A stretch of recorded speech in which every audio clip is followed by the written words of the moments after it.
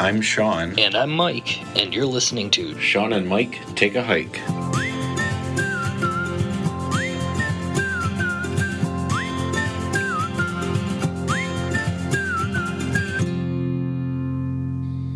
Welcome to another episode of Shawn and Mike Take a Hike. What do you want to talk about today, Mike? Thought today we could talk about your overall sleep system. We mentioned it in the last few or couple of episodes. We covered the sleeping pad and your sleeping bags, and those are two of the three components. So I figured, why not just do how they all work together? We already have our episode about tents or your shelter, and those are the three components of your overall sleep system, and why they all, or how they all work together, and why you can,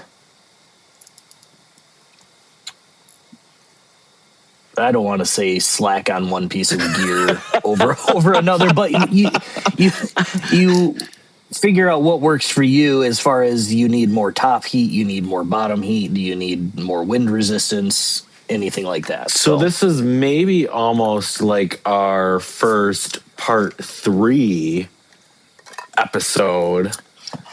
Almost a part 4. Almost a part 4. So why don't we do this? Because we're not going to like so much get into, at least in my head, we're not going to go like deep dive into the individual parts. So for anybody that hasn't listened to like our back episodes, we had a previous episode about like, we had one on tents. We had one the different styles and our values or like insulation type stuff regarding your sleep pad. And then we also had an episode about like insulation and how to choose your sleeping bag or sleeping quilt. I will put a link to all 3 of those episodes in the show notes for this episode. So if anybody wants to go back to listen to those before listening to this episode, much like all of our episodes, it's certainly not a necessity to have listened to those before listening to this one. But because we're not doing like a deep dive into those in this episode, it might be helpful to have listened to those ones first. Right. I mean, we'd prefer you to go listen to them. Well, obviously, go listen to everything we've ever recorded, clearly. But yeah, so like you mentioned, there's the foundation. I'm using air quotes here, but the foundation is basically your base. That's your sleeping pad. Then you've got your core, which is the middle portion, which is then your sleeping bag or quilt. And then you've got your shield, quote unquote, for your tent or your shelter, whether it's a hammock or a cabin or whatever you're sleeping in. That protects you from your wind, precipitation, your heat loss, things like that. So all of them, in a sense, work together. They work individually as their own component, but they work together to create your sleep system so you can get the best night's sleep that's as possible out on the trail. Right. Like they're all working together to keep you warm, dry, and get you rested. Like those are really the things, right? Like when you're talking your sleep system, your entire sleep system is supposed to ensure that when you go to bed at night and you are trying to get quality rest to be ready for the trail the next day, all of these components are supposed to work together to ensure you get the best rest possible. Now, clearly you are not sleeping overnight in a Hilton more often than not, right? Like you're out in the backcountry, out on the trail. Right. You're not getting like a Sleep Number mattress out there. So is it going to be the best sleep you've ever had? Usually not. Well, right. I mean, you're not on your Tempur-Pedic or your Sleep Number bed or whatever at home. Some people do. I sleep pretty good out on the trail, being that I have no stress out on the trail. Yeah. Like I leave all that at home, so I sleep pretty good. I don't take my CPAP, which so I don't sleep as well. But right, I mean, I snore more. Plus theoretically, your you're like physically and mentally tired by the time you get to bed, which is kind of the whole point of being out there and moving around and stuff, right? You're out in your fresh air all day. So like you are going to bed potentially more tired than you are in your everyday life. I mean, so like Mike's saying, I'm kind of in the same camp as Mike is, where like when I am out there, barring like something like, you know, it's freezing cold and I just can't get warm, or it's like a nasty thunderstorm during the night, like just on your average night out there, I feel like I get a good night's rest. But again, part of that is because we have tailored our sleep system to work for us. So let's maybe start diving into a little bit the parts of that in a little bit more, talking about how they interact with each other. Yeah. So, I mean, it's all about, from my research and everything, because I am not a scientist on all of this, but it's all about your thermal balance, keeping your heat regulated instead of having one side of you that's cold, having the other side that's warm, and then having to flip around to make it so it's vice versa. Right. So you want your sleeping pad to be enough R value for the temperature that you're in, for the ground temperature that you're on, I guess it would be the better way to put that, so that you're not the ground isn't going to leach your body heat from you. Right. So you want it to be thick enough or have an R value high enough to maintain your body temperature from the ground. And this is where for when you're just starting out, this is where you need to kind of pause before you just go buy like the cheapest thing on Amazon, right? This is where you need to pause and say, like, okay, in the grand scheme of things, what kind of hiker or backpacker do you anticipate you're going to be? Are you, like, when I've said before, when Mike and I first started out, I really thought we were going to be like a strictly middle of the summer hiking person. Right. Since we have started out, we have found that we really enjoy doing this. We have pushed our beginning date back closer to the first of the year, and we've pushed out our latest date further into the fall, borderline almost like early winter time. So when Mike and I started out, we thought chintzy, cheap, didn't really care about insulation, just really wanted it to be quote unquote comfortable to sleep on.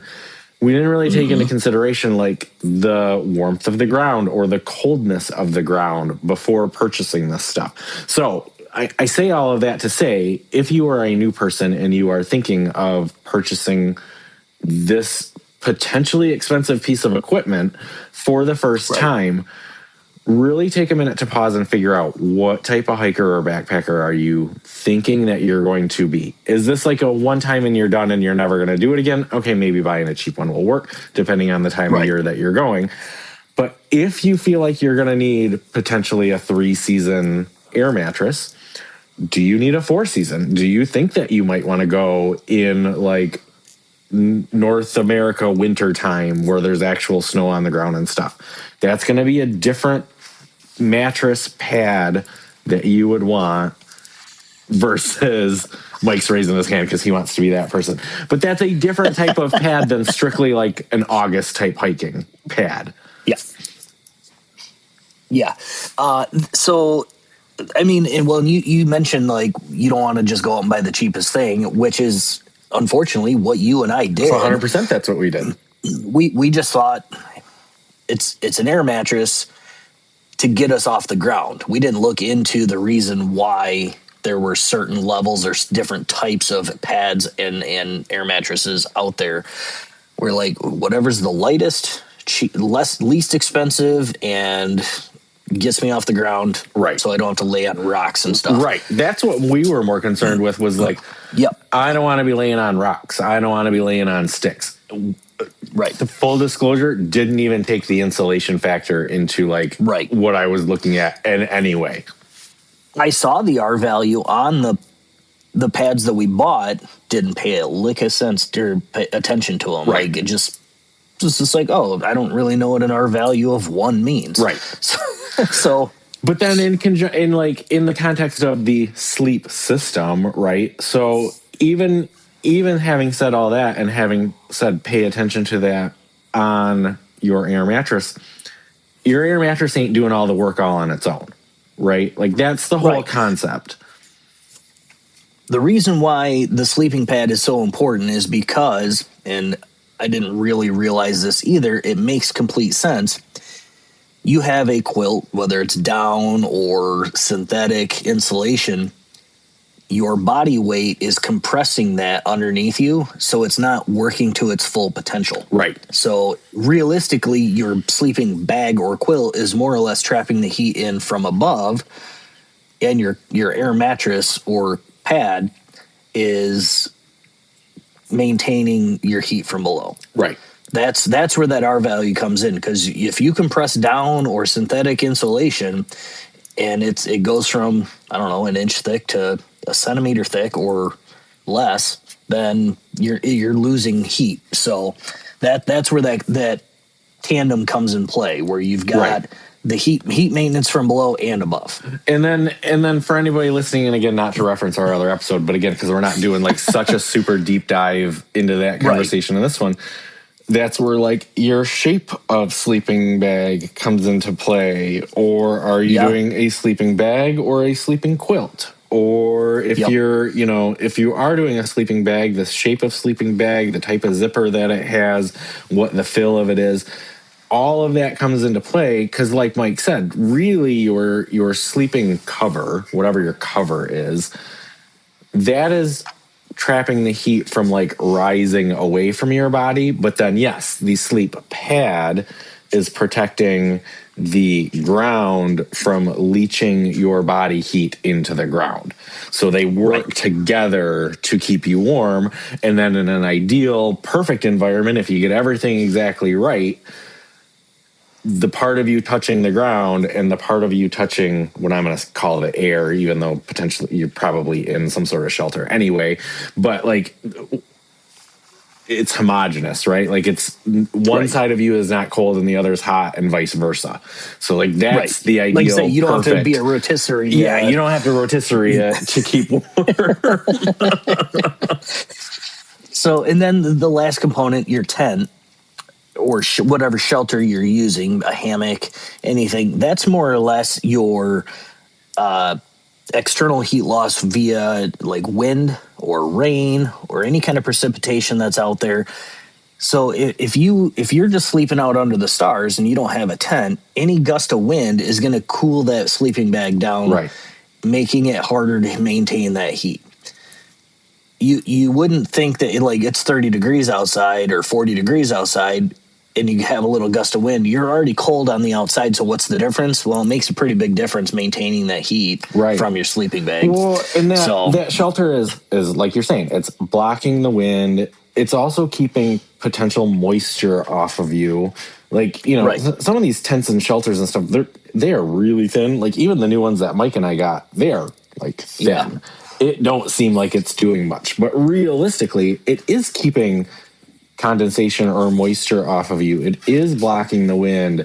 It is creating a barrier between you and the outside world, which is helping to regulate your temperature, which ultimately impacts how good of a night's rest are you gonna get. Right. Yeah, so if you have a great pad and a great sleeping bag, but then you went and just bought a tent to keep the rain off of you, but you didn't get one with a floor, so it's just staked up, and you're basically on the ground, you got a little bit of wind that comes underneath your flaps, then you're going to feel it. There's no way around it. So, I mean, and that's your preference. If you want to do that, then you want to boost your bag and your pad a little bit more, though, to keep from freezing. 100%. If that's the type of hiker or backpacker you want to be, by all means. Like, if you want to be out underneath the stars, you don't want to be in a shelter at all, do that. Just know, without having that floor and that canopy above you, you might have to change your sleeping pad and potentially your sleeping bag to accommodate for not having that. Right. I mean, realistically, that's one of the ultralight ways to go is to just do the canopy, a lightweight canopy that uses your trekking poles, and then you take a rope or other stakes to fan it out. That's the ultralight way to go, but you don't have a floor and you don't have. So if it does rain, right, and it trickles down underneath your tent, then well, and then you got bugs and critters and all the things. I mean, you get into a whole bunch of stuff with that. But that's not what this episode is about. But again, if you want to do that, do that. I mean, it's like a choose your own adventure out there, right? Like, right. Do the type of hiking or backpacking that you want to do. That's not for me. Seemingly, that's not for Mike. But if that's the type you want to do it. Just be mindful that you're going to have to adjust some of your other gear to accommodate that type of hiking or backpacking. Right. Well, and like Nick was saying on our episode with the hammock backpacking, he mentioned that his first trip he didn't have an underquilt, and he was miserable. I mean, that is basically your sleeping pad for your hammock to keep from losing your body heat from below. Absolutely. The air leaching that. So I mean, it whether you're a hammock or a tent or I don't know what else there is, but free range or build your own shelter, maybe. Build your own, or So, then you if depending on what type of backpacker you're going to be, you need the other two components besides your shelter. If you have a great structure, but you have a poor sleep pad, you're gonna lose heat underneath you, and you will still be miserable sleeping. Right. So the shelter isn't everything; it's 33%. Right. I'm gonna believe your math because I am not a math expert. 33 and a third is there's three components. 100 divided by 3. And then I have a couple of like honorable mention pieces that are not technically part of the sleep system, but like really do impact. Okay. Well, I'm gonna make you have a cliffhanger here. Ooh. We'll get to your honorable mentions after we hear from a few messages. Oh yeah, let's take a break and listen to our sponsor. Okay, we will be right back after these messages. All right. Okay, and we're back. So okay, where we left off, I was gonna do the honorable mentions. That's what we were gonna do. Yep. Okay, so honorable mentions that I just briefly want to touch on, which are not technically part of the sleep system, but like for Shawn's money. Okay. In my head, when we're talking sleep system, ultimately the whole goal is to have a good night's rest, right? Right. So, not technically part of the sleep system, but what I am including as part of that is going to be your pillow. Okay. Some sort of pillow. Unless you are the type of person that does not sleep with a pillow in your everyday life. Weirdo. Which is a weirdo thing, but like some people do it. Yeah, right. Okay, fair enough. I am going to recommend having some sort of pillow as part of your sleep system, because if you are used to having a pillow and you go out on the trail and you don't have a pillow with you, you're not going to get a good night's sleep. You're just not. Yeah. I agree with that, considering our last trip, my pillow popped. Yeah. And I woke up with my head on the ground and I could not get comfortable. Right. I didn't even think that I have, as I've mentioned in the past, I have my little pillowcase, all that kind of stuff. You could have stuffed it full of like your jacket or something and made a pillow. Yep. 100%. Yep. Nope. And I just stayed miserable. And I'm still on the hunt for a good pillow. Like I'm on my third pillow at this point, and I still haven't found one that I like. And that consistently affects the quality of sleep that I get at night. Mm-hmm. So I just want to bring that up. Like, don't go out there and try to like no pillow it if you are a normally you have a pillow. Okay. I didn't know we were going rogue and doing honorable mentions here, so I don't have any. Well, okay, so I have one more, and this is just honorable mention, and it's kind of again, we talked about it in our sleeping bag episode, but I do want to bring up like the sleeping bag liner thing too, as a potentially important part of your sleep system. Mm-hmm. I bring it up because like your whole point of like your sleeping bag and your sleeping system, right? Your whole point is to be comfortable and warm. Yeah.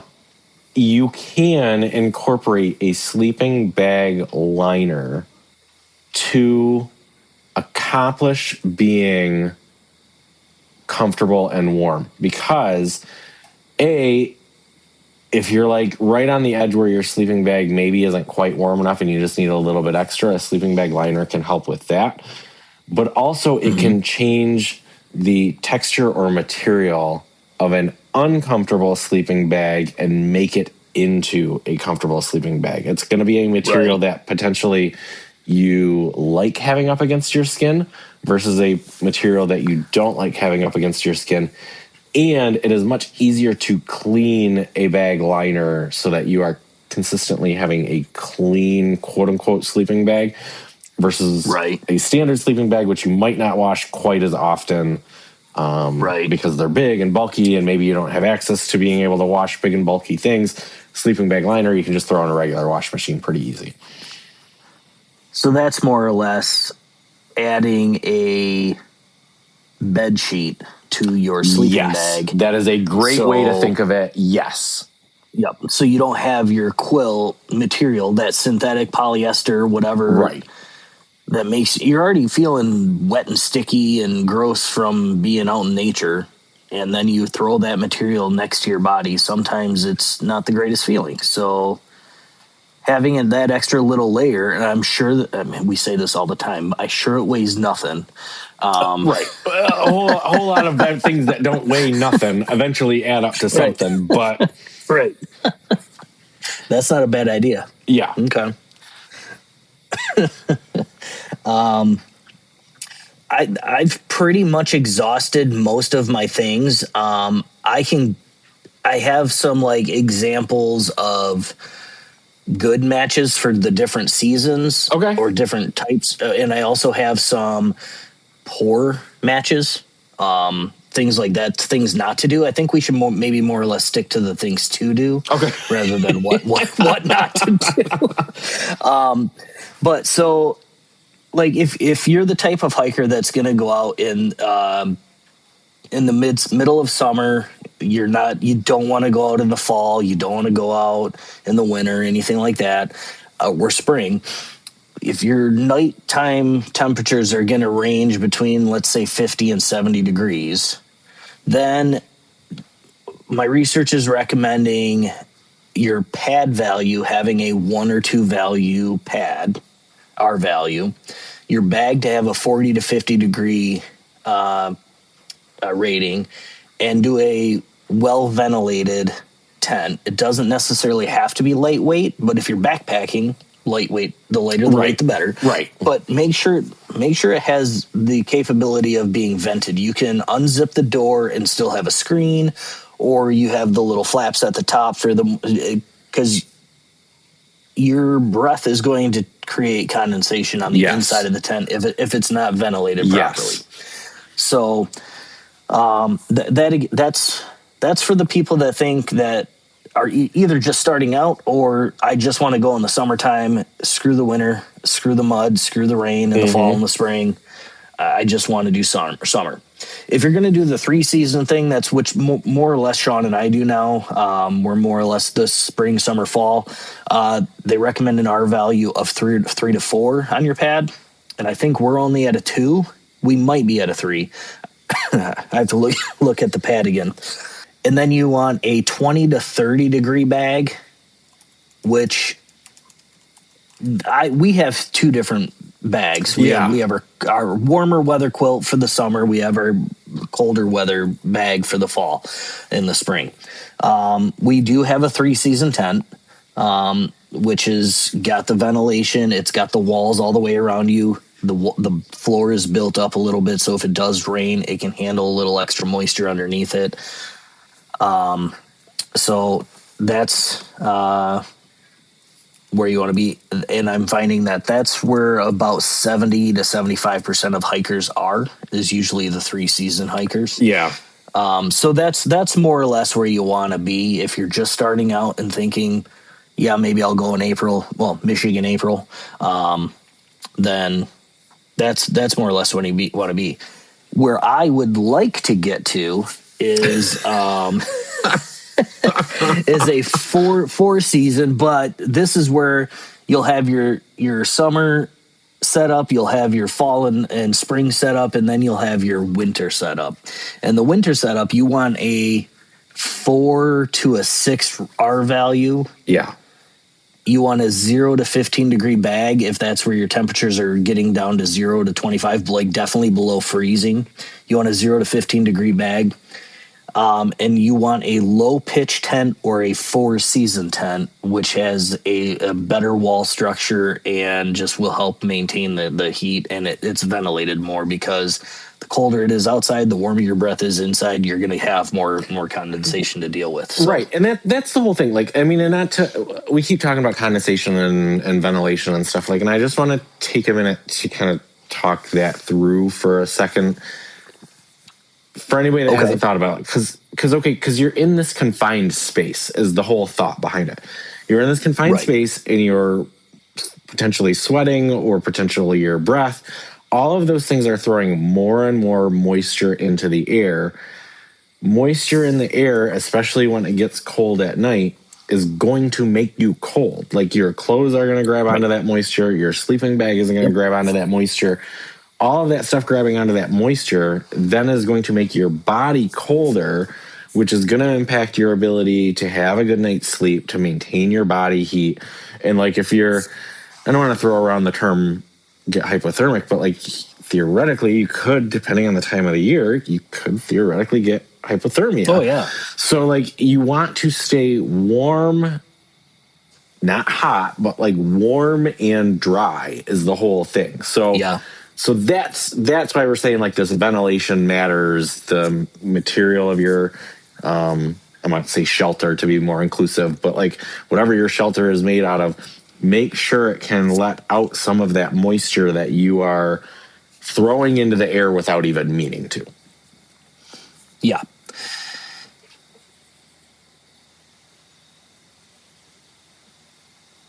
I lost where I was going to go on my notes, but okay.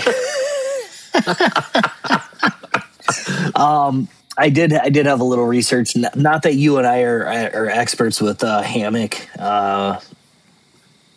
camping. No, we are certainly not experts. Although we had a wonderful conversation with one of our listeners, Nick, who taught us a lot about that. I mean, I think you hit the nail right on the head. If you're gonna be doing the hammock type, you know, depending on the time of year you go and depending on what you have, you're gonna want that bottom liner in your hammock. Oh, for sure. You know. Yeah, and make sure if it's going to be colder out. I couldn't imagine doing a winter in a hammock, but I guess it'd make so you don't have to dig out the snow. But they do make under quilts that are at a 20 degree or lower rating. For the under quilts, I'm sure they're a little bit heavier, but everything that has more insulation is going to be. And they recommend taking a tarp with doors or a way to create a tarp with a door so it can be ventilated for your tarp or for your hammock, but it can also block you from more wind and everything. So you got to remember you're up off the ground, so you've got air all around you when you're in a hammock. So it's a different beast. So listen to our hammock episode if you are thinking about hammock camping. I think Nick did a great job of explaining it to us. He got me a little bit intrigued. I haven't bit the bullet yet on it,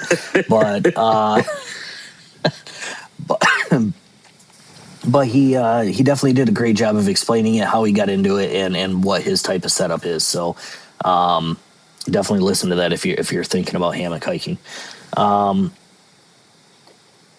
Other than that, I mean, it's really through the end of my notes here. Oh, I got one more topic. I got one more thing. He's going rogue again. Just because we have, well, I am going rogue a little bit because there is one more thing that, for Shawn's money, really plays an important part when putting a nice, neat little ribbon around this sleep system package, right? So the other thing that I really want people or encourage people to think of as part of the sleep system that normally doesn't get mentioned, but again, I think really plays a part is, what are you sleeping in? And when I say what are you sleeping in, I'm talking like clothes-wise. Clothing, yep. So more often than not, when you look into like sleep system stuff, they don't factor clothing into it. They just tell you, you're going to want this R value on this. You're going to want this much insulation in this. What you sleep in makes a difference in your comfort level, how warm you're going to stay, and it really does work in conjunction with this other stuff that we've talked about. And I want to go back to one of our other previous episodes. Mike and I talked about like the dangers of wearing cotton when you're hiking. The same thing or the same line of thought comes into what are you sleeping in? So are you taking, your comfy pair of cotton pajamas that you're going to try to sleep in? Well, you might want to think twice about that. Like, do you want like a merino wool base layer? Do you want a bamboo base layer? Do you want some sort of synthetic base layer instead of that cotton to sleep in? Because yes, in your climate-controlled home, maybe that is a really comfortable thing to sleep in when we're talking about your cotton pajamas. Out on the trail, that might not translate when we talk about moisture, when we talk about temperature swings, when we talk about all that sort of stuff. You might want something other than cotton. And in fact, I am going to go like right out there and recommend not cotton. Now, do you want that not cotton to be like au naturel, like birthday suit? Okay, you do you.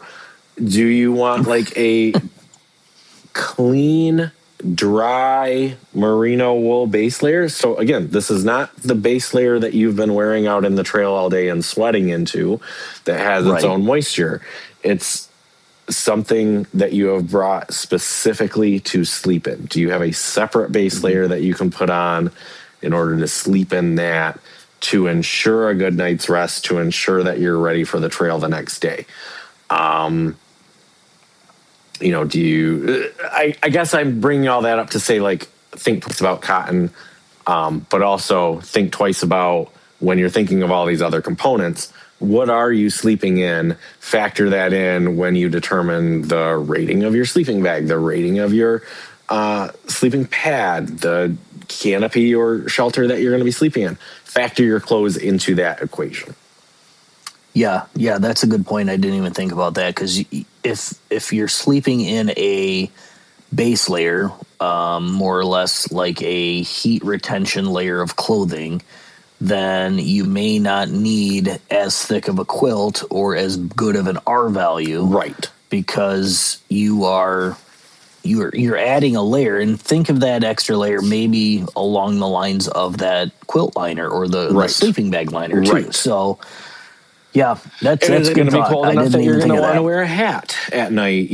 Are you going to have like a thin pair of gloves that you want for your fingers and hands? Are you going to, like all that sort of stuff? You can wear that stuff to bed. Yeah, you definitely can. But also at the same time with that is plan ahead. We always, all of our episodes tend to come to a plan accordingly, do your own research. But when you're planning your trip, you're looking at your daytime temperatures, you're looking at your nighttime temperatures. Are you taking your thick mummy bag? Like you and I, we've got our cold weather mummy bag that cinches around your head, or like, so that's an option. Like with those mummy bags, it's called a mummy bag because it makes you look like, well, it's the shape of a mummy, but it can cinch around your head. It's got the hood that you can... It basically will cover you up 100%.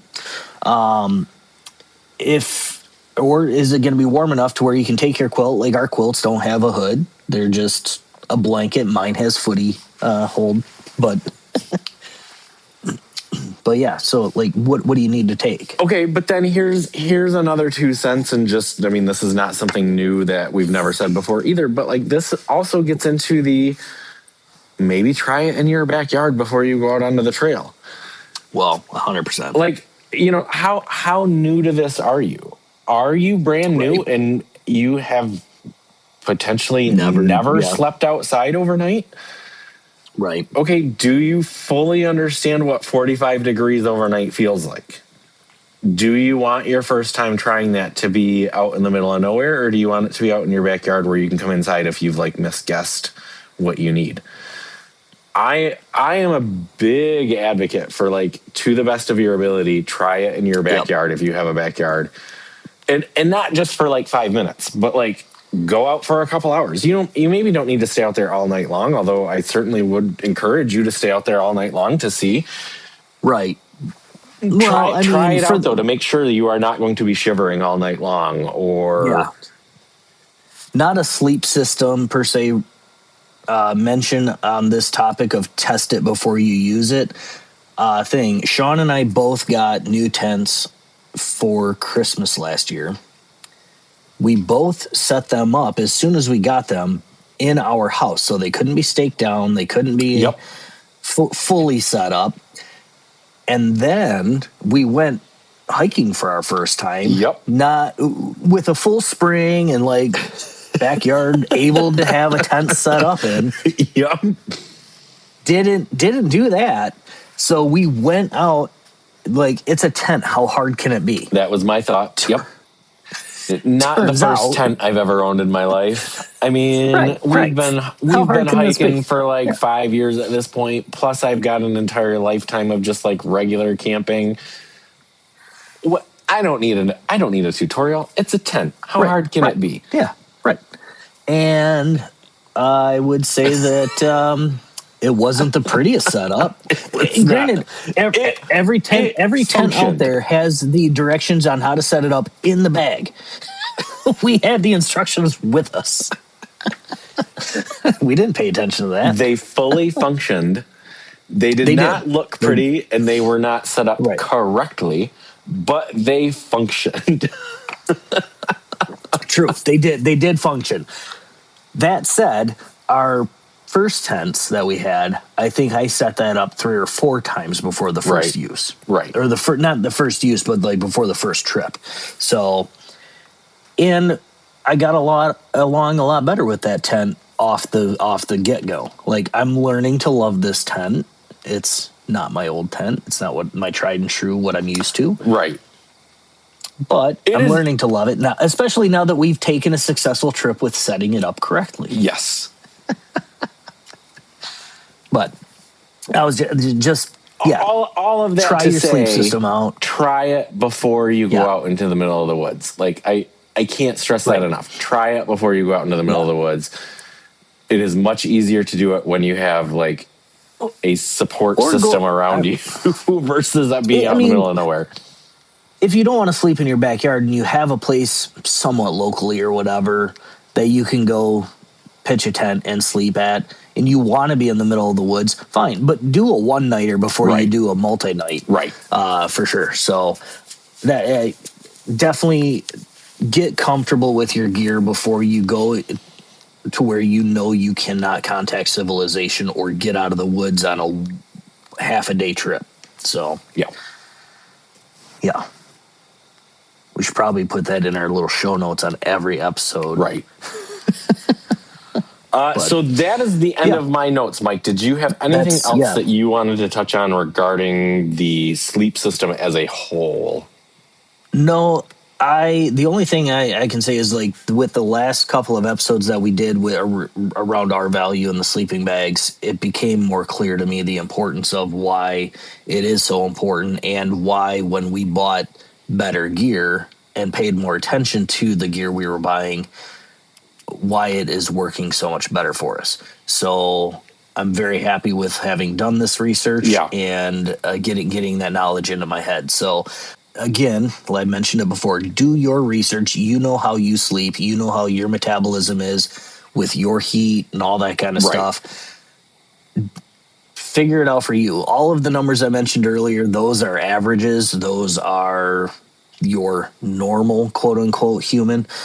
We're not all normal. I run hot. I don't need as heavy of a quilt that somebody else might need. So figure out what you need and go have fun out there. Yep. You stole the words right out of my mouth. That's exactly what I was going to talk about. Like, as much as we talk about, like, you know, you do your own research, figure out what works for you. Sleep system is especially part of that. I mean, like, it's a very personal thing. Like, are you a hot sleeper? Are you, you know, do you not want to be confined, so you don't want a mummy bag? Like, all of that stuff comes into play. Right. All of your pieces work together. Your system is going to be unique to you and what you need. Yeah. For sure. So if anybody has any sleep system questions, or they have any pieces of gear that they include as part of their sleep system that maybe Mike and I didn't think to include in this episode, we'd love to hear about it. You can always reach us on our email, which is ShawnMikeHike@gmail.com, on most of the major socials at ShawnMikeHike, or directly on our website, ShawnMikeHike.com. Please rate, review, and subscribe wherever you're listening to this episode. And until next time, go take a hike. Go take a hike, and I got nothing. Sleep Bring well. a sleep system. Sleep well on it or something. Get some sleep, eh? We'll see you guys next time. Thank you. Perfect ending. We nailed it. Nailed it.